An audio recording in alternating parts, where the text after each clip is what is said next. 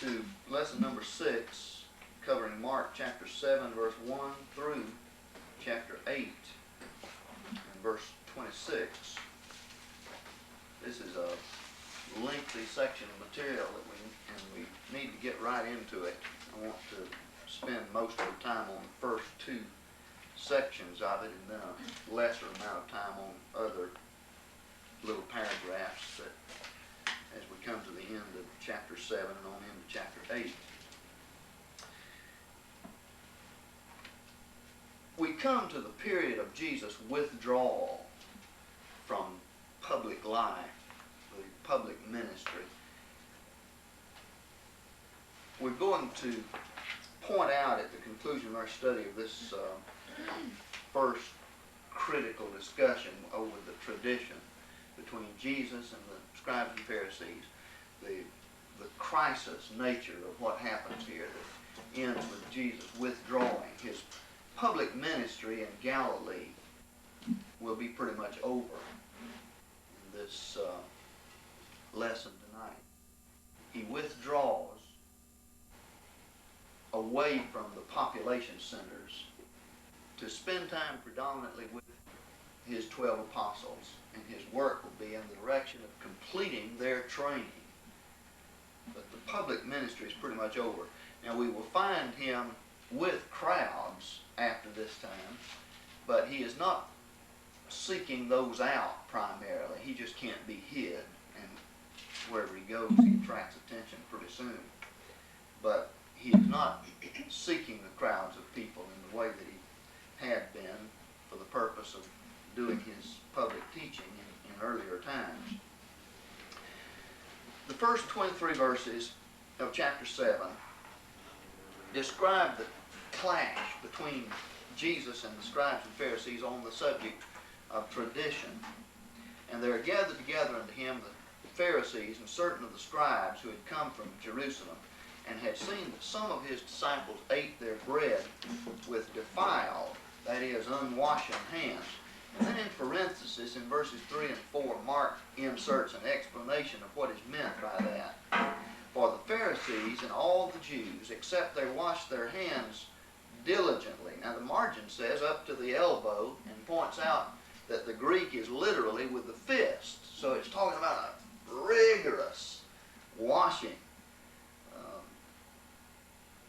Except they wash their hands diligently. They eat not, holding the tradition of the elders. And when they come from the marketplace, except they bathe themselves, they eat not. And many other things there are which they have received to hold, washings of cups and pots and brazen vessels. And the Pharisees and the scribes asked him, Why walk not thy disciples according to the tradition of the elders, but eat their bread with defiled hands? And he said unto them, Well did Isaiah prophesy of you hypocrites, as it is written, This people honoreth me with their lips, but their heart is far from me. But in vain do they worship me, teaching as their doctrines the precepts of men. Ye leave the commandment of men, and the commandment of God, and hold fast the tradition of men. And he said unto them, Full well do you reject the commandment of God, that you may keep your tradition. For Moses said, Honor thy father and thy mother, and he that speaketh evil of father or mother, let him die the death. But ye say, If a man shall say to his father or his mother, That wherewith thou mightest have been profited by me is Corban, it is a gift, that is to say, given to God, ye no longer suffer him to do aught for his father or his mother, making void the word of God by your tradition which ye have delivered. And many such like things ye do. And he called to him the multitude again, and said unto them, Hear me, all of you, and understand. There is nothing from without the man that going into him can defile him, but the things which proceed out of the man are those that defile the man. In some texts there is inserted a 16th verse, If any man hath ears to hear, let him hear. That's not in all manuscripts, and for that reason it is put in the margin of the American Standard Version. And when he was entered into the house from the multitude, his disciples asked of him the parable. And he saith unto them, Are ye so without understanding also? Perceive ye not that whatsoever from without goeth into the man, it cannot defile him, because it goeth not into his heart, but into his belly, and goeth out into the draught, the latrine, or the toilet. This he said, making all meats clean. And he said, That which proceedeth out of the man, that defileth the man. For from within, out of the heart of men, evil thoughts proceed, fornications, thefts, murders, adulteries, covetings, wickednesses, deceit, lasciviousness, an evil eye, railing, pride, foolishness. All these evil things proceed from within and defile the man.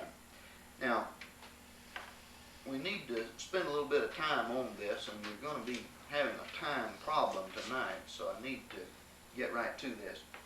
The area of conflict between Jesus and the scribes and Pharisees that is discussed here can be described in general terms and in specific terms.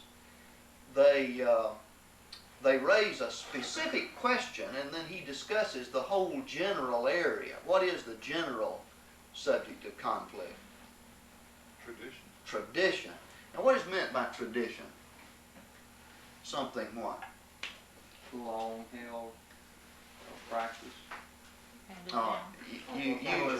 Usually that would be true. It's that which man has become accustomed to. Okay, that's usually true too, but literally something delivered, something handed on or handed down, and in this case it's handed down from whom? Who's named here?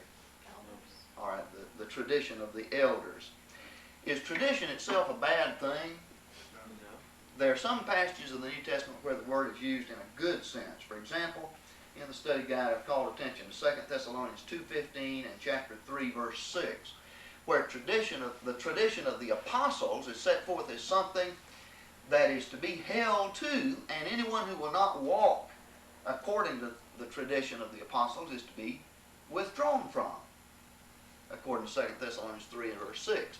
So the thing that makes this undesirable is not that it's tradition, but that it's what kind of tradition? They made it doctrine, command.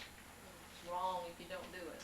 All right, that's not exactly the thing that distinguishes. What is the modifier of it that makes it the tradition of men? And I think verse 5 uses the expression the tradition of the elders. Tradition of men, tradition of the elders is the thing. Now, one is apostolic tradition. See, if it's something handed down or something delivered, then you want to know who delivered it or who handed it down. Where did it come from?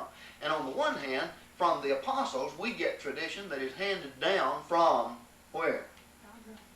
From God, okay, by these inspired men. On the other hand, tradition that has no higher origin than men. Now, what was happening was that the law had come to be handed down with a lot of different explanations, and I don't know how familiar you are with the terms of Talmud and the Midrash and those kind of expressions, but what that refers to is commentary on the law. For example, the Sabbath law had, I don't know how many hundreds of different rules that had been built up to help explain the application of that and tell you what work was and what was not work and so on. And as we see from the text here, what Jesus is pointing out is that those comments had come to have all the authority of the Word of God. In fact, he points out instances where they set aside the Word of God in order to keep the tradition that came from men. Now, they raised the question about a specific tradition, though. What is the specific area of conflict here? No, that's his illustration of the answer. Okay, the thing about the defiled hand. Now, see, when you go to the marketplace, they would wash and so on. You see, lest they had some kind of contact with something that was defiling, maybe with Gentiles or with something that they would consider to be defiling. This was not just a sanitary thing to wash your hands before you eat. It was a ceremony, wasn't it? Ceremony, yeah. and it was a ceremonial uncleanness that they considered that they contracted. And then you eat, and they would consider that that imparted that uncleanness to the food, and then that you would be defiled by eating bread with unwashed hands. All right, so when they challenge Jesus on this point, now the first thing he does is to deal with the whole general subject of tradition, and then after that he will deal with that specific thing about what causes defilement. And it's just clear cut here that beginning in verse 6 that he deals with the subject of tradition all the way through verse 13, and then beginning at 14 he deals with a specific thing about defilement. Now notice that he makes a strong indictment against them. In verse 6 he calls them hypocrites. And cites Isaiah, "This people honoreth me with their lips, but their heart is far from me. But in vain do they worship me, teaching as their doctrines the precepts of men." Now notice that they worshipped, and they're not worshiping some idol. They were worshiping God, but they were worshiping in vain. There were two words, and this is pointed out in the study guide, two words in the Greek language for vain. And one of them is the word which means empty. But this is not that word. It is a word that points out not the emptiness, but the resultlessness of something that is in vain. It means to no purpose. In other words, you may have spoken of prayers that didn't what? Didn't get above the ceiling. Prayers that don't get to God. That's the worship that he's talking about here. Worship that is to no purpose, that is just useless. The resultlessness of the thing. So they worship and they worship God, but it is a worship that does not honor God. Their heart is far, this people honoreth me with their lips, but their heart is far from me. In vain do they worship me. So it's like the worship that does not get above the ceiling. It does not reach God. So it just falls short of its purpose.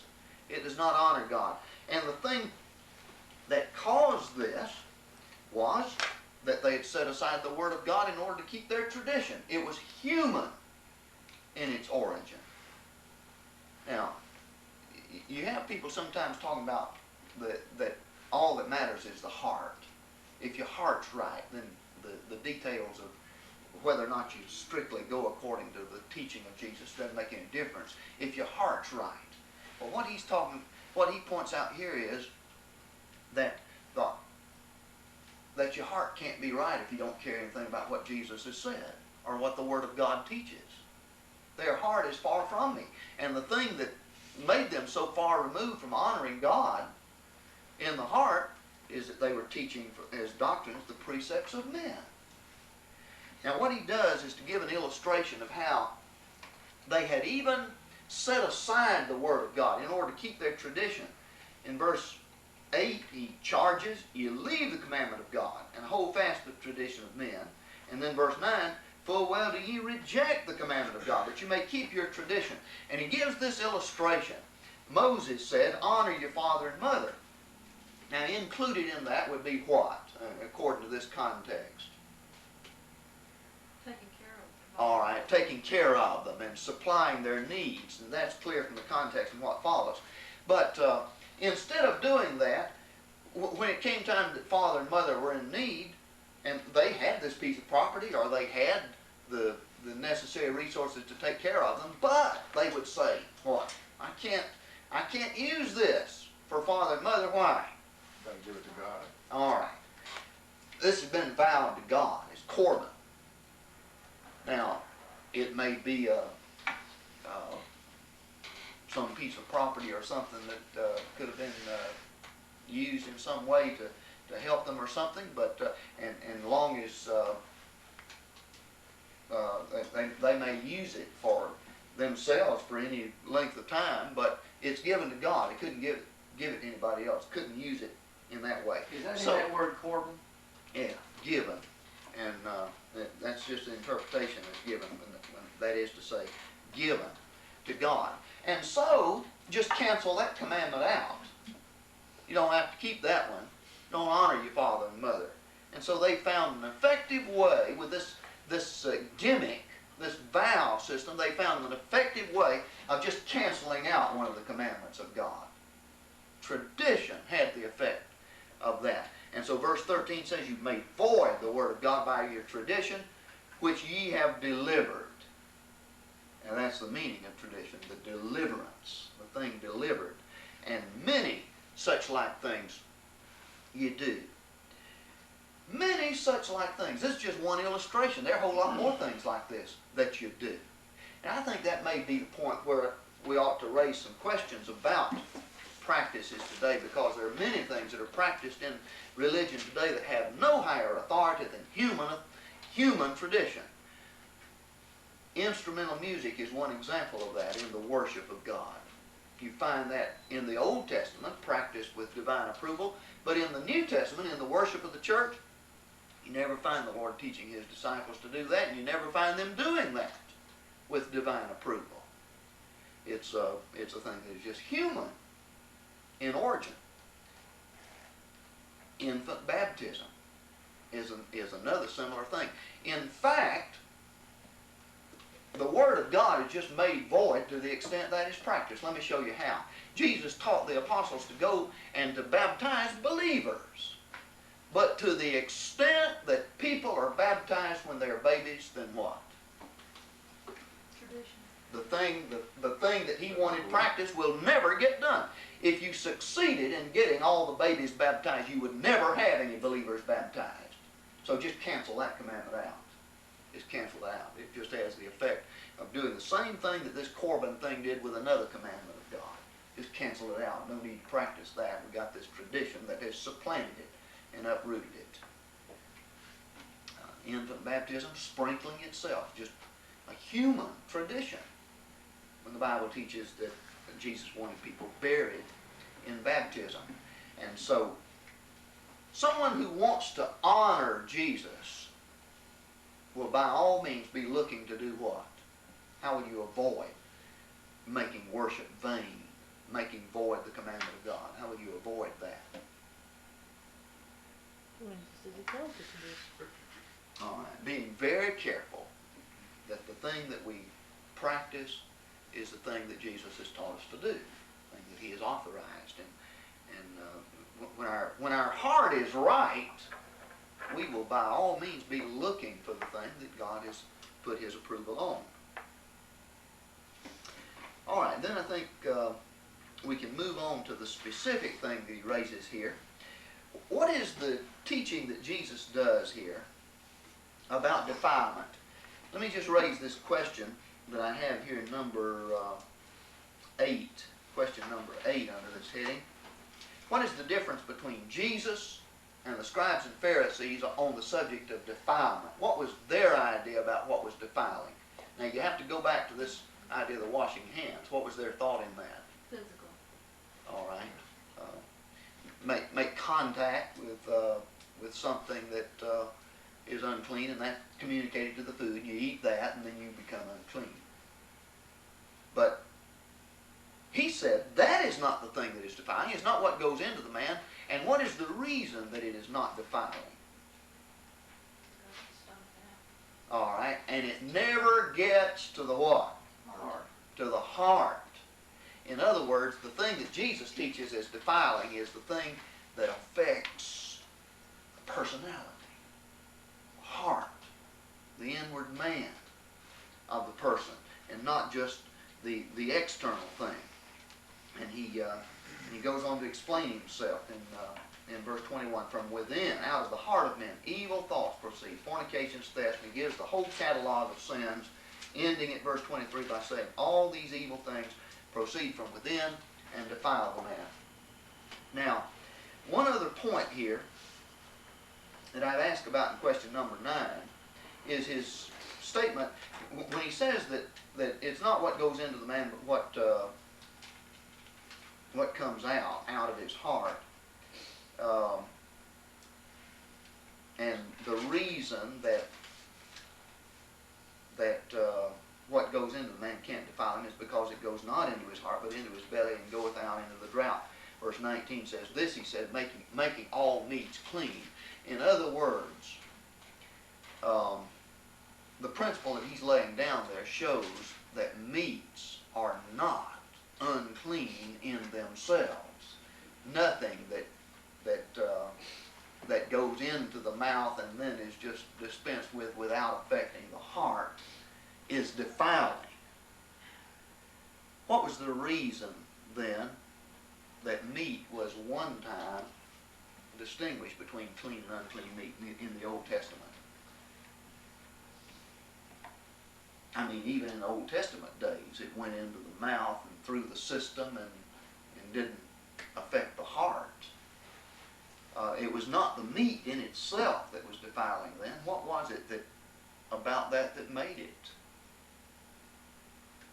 He said not to. clean? All right. So even food could become a subject of divine commandment, and it's a matter of disobedience not to observe the law when those things were in effect. And then it became a defiling thing.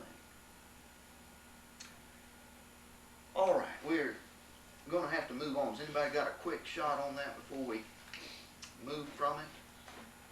How does this parallel with Peter when he was on the rooftop and the gourd was Well, let down? I think that makes the same point. It uses the illustration about the food, Acts 10. Kill and eat, he says, without making any distinctions between the different kinds of food or animals that were in the vision. Kill and eat, and he makes the point that what God has cleansed, then you don't call common or unclean. Well,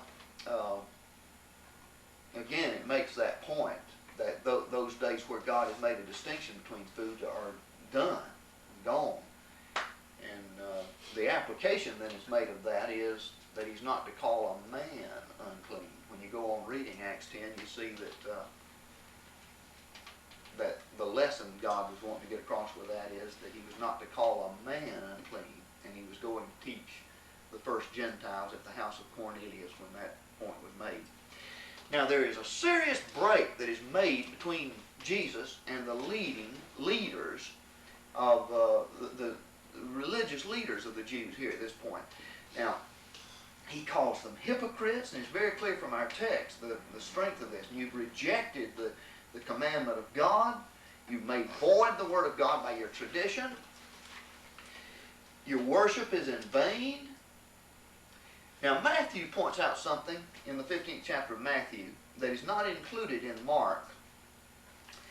When he said these things, the apostles came to him and they said, "Don't you know that the Pharisees were offended at you?" And he said, "Leave them alone. Leave them alone. They're blind guides. If the blind lead the blind, both shall fall into the ditch." So, leave them alone. There's a break that takes place here, and this is important to understand what follows, the period of the withdrawal. This serious breach, open breach that takes place between Jesus and these leaders of the Jews. Now, notice that this follows the feeding of the 5,000 reported in chapter 6, where according to John's record of this, in John the 6th chapter, we see that was also a crisis time, when after the feeding of the 5,000, Jesus gave the teaching about going to the cross, and people would have to, in order to live, they would have to eat his flesh, drink his blood, and so he does this teaching about the crucified Messiah. And it was that teaching that was a critical thing, and the people abandoned him when they saw, they wanted to make him king when he multiplied the loaves and fishes to feed the multitude. But when they saw that, and they saw the teaching, and oh, if this is what it is, then we don't want it. And they left. They left. So it was a critical moment, a crisis of his Galilean ministry in John 6, and that same incident is reported in Mark 6, but not to the extent. The crisis moment is not brought out as much in Mark 6. But then in Mark 7, this clash over the tradition is another important crisis with the leaders, and so now we have Jesus withdrawing. He withdrew in the 3rd chapter when they were plotting against him to kill him. There was a second withdrawal. I thought I was going to be able to remember these when I started into this. Chapter 6, after the death of John the Baptist. there's a withdrawal. He waits to see what's going to be the effect of the martyrdom of John the Baptist. There's a withdrawal. And now, after these critical times, with the feeding of the 5,000 and then the break over the tradition, the severe rebuke of the scribes and Pharisees, now there's a withdrawal. And this is the period of withdrawal. The public ministry is drawn to an end.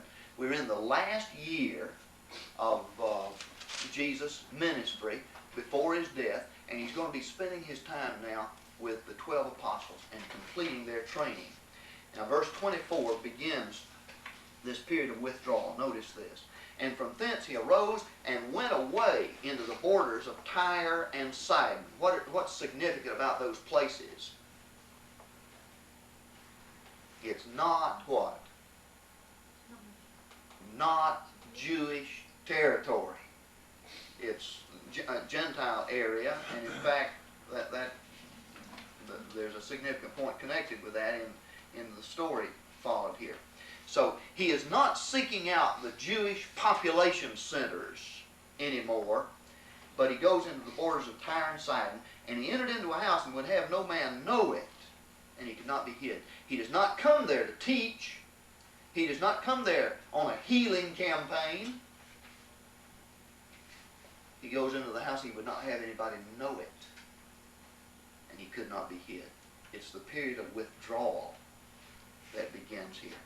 But straightway, and he just can't be hid, straightway a woman whose little daughter had an unclean spirit, having heard of him, came and fell down at his feet.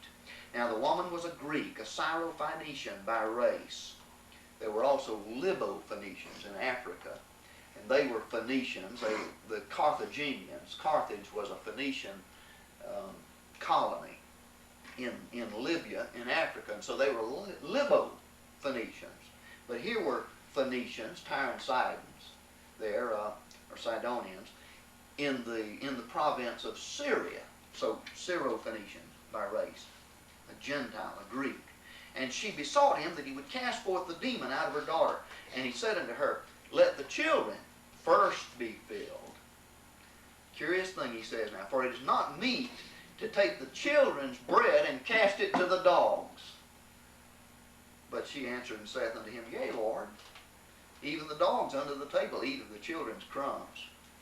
One of the characteristics of this woman is she's quick-witted. And he said unto her, for this saying, go thy way. The demon is gone out of thy daughter. And she went away unto her house and found the child laid upon the bed and the demon gone out. I wish we had a lot more time than we do to dwell on this because there's some important lessons. But notice the main thing when you consider Mark overall is that he is withdrawn. He is not going to teach. He's not going to heal. He's withdrawn. He's going to spend his time with the 12. And there'll be other indications of that we will notice as we move on through the material here. Now, when you consider Matthew's account together with this, in Matthew the 15th chapter, you see that this woman follows after Jesus for a good while, and he apparently just ignores her at first. But she won't give up. She keeps on. And the disciples say, well, won't you get rid of this? She just keeps pestering, and evidently meaning, do something for her and let her go. And his response to that is, I was not sent, but to the house of Israel. See, she is a Gentile, and that is the point here. During his personal ministry, he was sent to Israelites, to the Jewish people. And so he just ignores her. But she won't give up. She just keeps on. And she besought him, verse 26 says, that he would cast forth the demon out of her daughter. He said, let the children first be filled, for it is not meet to take the children's bread and cast it to the dogs. Does that hurt your feelings a little bit? Does it surprise you to see Jesus talking like this? Dog was the term for what? The Jewish term for Gentiles. But it's a little bit surprising to find that coming out of the mouth of the Lord, isn't it? I think so. Now, one thing that some people think waters it down a little bit is that the diminutive is used here, little dog. In other words, not the wild scavenger just running loose in packs like the dogs did, but the little lap dog, the dog, And we see that from this context. She expects this dog to be, that he's referring to, the dogs that would be where? Under the table. Under the table there and ready to get the first crumb that drops. So, but I'm not sure that is very satisfactory. It still is, would not be very complimentary. It strikes me that this may be just a proverbial statement. It seems to me to soften it a little bit if you've got a proverb here that would refer to any kind of a situation where one thing has to be done before something else can be done. Let the children first be fed. It's not fit to take the children's bread and cast it to the dogs. If it's a proverb that would be used a lot of times in different kind of situations where there are matters of priority, this has to be done before that can be done, then it softens it a little bit. I'm not sure that's, I don't have any proof of the proverbial use of that, but it just has a little bit of that ring to it, and it would soften it a little bit. But when he says, let the children first be filled, and he's in the children there, he's referring to whom? Jews. To the Jewish people. But when he said, let them first be filled, what's the implication of that? The word first. They have to have an opportunity to receive the word first. All right, but when he, all right, that something will be done for the Gentiles, but first the children. That's what his personal ministry is all about. It's a ministry among Jews. There will come the time when something will be done for the children. He says it's not meet or fit to take the children's bread and cast it to the dogs. But she's not even insulted at that, and she shows this quickness of wit, and as she latches on to this statement that he makes and finds something in that to connect her own need. And so look at the way, yea, Lord, and he commends her faith. And I think here's one of the places where she shows faith, that she's willing to accept. If that's the way God has ordered things, first the Jews, then the Gentiles, then that's acceptable to her, and she yields to it. But there's something else. But she says, even the dogs under the table eating the children's crumbs. I don't want to turn you away from your purposes and your mission and to rob the children of anything. All I'm asking for is just what? A little crumb off the table. So she finds a place even in his statement there for herself. And so, according to Matthew, he commends her faith.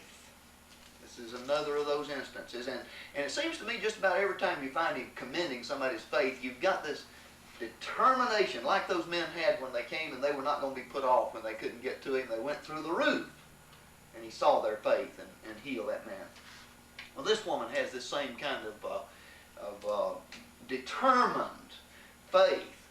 And, many people would have been put off. He first ignored her, and she just kept on. She's not going. Many people would have just gone away in a huff. And then when he says this about first the children, then the dogs. A dog? Me a dog? Doesn't make any difference if it is a little pet dog. A lot of people have been insulted about that, and they'd have left and been gone in a huff. If she had done that, she would have lost the blessing. She had a faith that was just going to be determined. He had something she wanted, and she was not going to be put off. She meant to get it. And so she stuck, and she went through all the barriers. And her daughter had the demon cast out. So that's an important lesson on the toughness of faith and the pursuit of the blessings of God. Our time's running out, so we're going to have to move on here. And I think very little time to deal with these other sections. But do you notice how in the section in 31 to 37, let me point out again the indications of withdrawal. Again, he went out from the borders of Tyre and came through Sidon, see, headed north then, and around the fringes, came through Sidon under the Sea of Galilee. So the northern fringes of Jewish territory, he is avoiding the population centers, and through the midst of the borders of Decapolis. So that will be predominantly Gentile territory. They're mostly on the other side, the east side of the Sea of Galilee. So, again, avoiding the population centers. It's the period of withdrawal. All right, they bring unto him one that was deaf and had an impediment in his speech, and they beseech him to lay his hands upon him. And he took him aside from the multitude privately, put his fingers into his ears, and he spat and touched his tongue. And looking up to heaven, he sighed and saith unto him, Ephphatha, that is, be opened. And his ears were opened, the bond of his tongue was loosed, and he spake plain. Now, no time to dwell on this, but do you notice the sign language that he uses here? He's just telling this man what he's going to do. The man can't speak, at least can't speak good, and he can't hear. And so he put his fingers in his ears. What he's going to do has something to do with his ears. And he spits. That calls attention to the mouth. He touched his tongue. It's going to have something to do with his tongue. And looking up to heaven, what does that say? From God. Okay, tells where it comes from. So he uses this sign language in this unusual situation because of the condition of this man. So he heals the man, and in verse 36 indicates again the period of withdrawal. He charged them that they should tell no man, but the more he charged them, so much the more a great deal they published it. And they were beyond measure astonished, saying, He hath done all things well, he maketh even the deaf to hear, and the dumb to speak. So I think in this context, there's special reason for the restraint on the publication of these things, and that is the period of withdrawal. He is not anxious to gather crowds, particularly at this time when he is completing his work with the 12 apostles, and we're going to see him do that. You'll see what I'm talking about completing the training of the 12 more and more in the next few lessons as we see him dealing with them and the things that he had to teach them before his death. All right, now, the 8th chapter, verses 1 to 10, is the account of the feeding of 4,000. Now, we've had a miracle, a feeding miracle earlier, the feeding of 5,000, and as Doug was pointing out after the class last time, the record says, besides women and children, and we summarize it by saying feeding of the 5,000, but that makes it sound like it may have been 10,000 or more that he fed from just a few loaves and fishes. And we were pointing out the significance of that, showing that Jesus is the great provider. But it seems to me that if there's any distinction to be made between these miracles, that the focus of attention in this one is upon the motivation. And that comes out in the way it's introduced there when he says, I have compassion, verse 2, on the multitude, because they would continue with me now 3 days and have nothing to eat. If I send them away fasting to their home, they will faint on the way, and some of them are come from far. And so there's special emphasis there on the compassion in the Lord's heart. You may want to teach a lesson sometime just gathering up all these references to the Lord's heart, because I think in what the Gospels show us about what's in His heart, they show us things that will draw people to Him, to know that He is like that. It would draw people to Him. All right, so He feeds this crowd then, and again they gather up broken pieces at verse 8, 7 baskets. Then verses 11 to 13, the demand for a sign. The Pharisees came forth and began to question with Him, seeking of Him a sign from heaven, trying Him. And He sighed deeply in His spirit and saith, Why doth this generation seek a sign? Verily I say unto you, there shall no sign be given unto this generation. And He left them, and again, entering into the boat, departed to the other side. Was Jesus unwilling to provide His credentials? To show that He had evidence to back up His claims? He had done that in abundance, hadn't He? Lots of times, and they had seen the signs. They had seen the signs, but they now coolly come after seeing signs, and they ask for a sign from heaven, some kind of a special thing. It's this attitude. It's not that he's unwilling to provide his credentials. He does that. But it's this attitude that they take that makes him refuse them here. And then in 14 to 21, the leaven of the Pharisees is described. And they forgot to take bread, and they had not in the boat with them more than one loaf. And he charged them, saying, take heed, beware of the leaven of the Pharisees and the leaven of Herod. And they reasoned one with another, saying, we have no bread. Leaven, bread. He must be talking about bread. We don't have any bread. Okay. And Jesus, perceiving it, saith unto them, why reason ye because ye have no bread? That's the last thing in the world they should have imagined him worried about, right? Why? He never had a bread problem. Do you not yet perceive, neither understand? Have ye your heart hardened? Is it possible that just nothing is going to make its impression on your heart? You're not going to see the meaning of anything? Having eyes, see ye not? And having ears, hear ye not? Do you not remember? When I break the 5 loaves among the 5,000, how many baskets full of broken pieces took you up? They say to him 12. By now they're probably embarrassed. Bread. Well, it couldn't have been bread. Something else he's talking about. And when the 7 among the 4,000, how many basketfuls of broken pieces took you up? And they say unto him 7. So you see this strong rebuke that he's given. Somewhere along the way, you look, it seems like they ought to be able to have something make an impression on their hearts and to begin to grasp things, but they are dull. There's a slowness.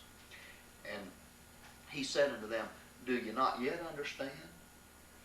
Now Matthew tells us something that is not in Mark. It says that then they understood what he was talking about. Did you consult that? What do you mean by leaven? The doctrines of the Pharisees. Doctrines, the teaching of the Pharisees. Okay, now just briefly, we have one last little section here, and I don't know how to explain this, so we don't need much time. Verses 22 to 26 has the healing of a blind man, and this is the only one of its kind. And they come unto Bethsaida, and they bring to him a blind man, and beseech him to touch him. And he took hold of the blind man by the hand, and brought him out of the village. And when he had spit on his eyes, and laid his hands upon him, he asked him, seest thou aught? And he looked up and said, I see men, for I behold them as trees walking. So, he sees something, but what? Blurry and confused. Then again he laid his hands upon his eyes, and he looked steadfastly, and was restored, and saw all things clearly. And he sent him away to his home, saying, do not even enter into the village. And not only don't go broadcast this, but don't even go into the village. Just go home. He must have lived outside the village. So again, you see indication of the period of withdrawal. Now, I don't know why he does this. This is the only miracle that was done in stages. But apparently he had some purpose. That it seems to me there is an indication that he did exactly what he intended to do. It was not a partial success. It was not a failure at first. What is there about this that indicates that he did what he intended to do? What do you ask the man? Do you see anything? Aught? And so he gets that answer, and then he goes on and completes the thing. I'm not sure. It may be that he wanted to focus special attention on himself, and that doing it in stages would focus on the power by which it was done. Anybody have a suggestion? You thought about that before? It's not explained. Does it look like the apostles are with him still at this point? Well, I think Watching what happened? I think they're with him all along here. he evidently did what he intended to do here. It was not a failure, but it's not explained. So I think we'll just leave it at that and do the best that we can do. Okay.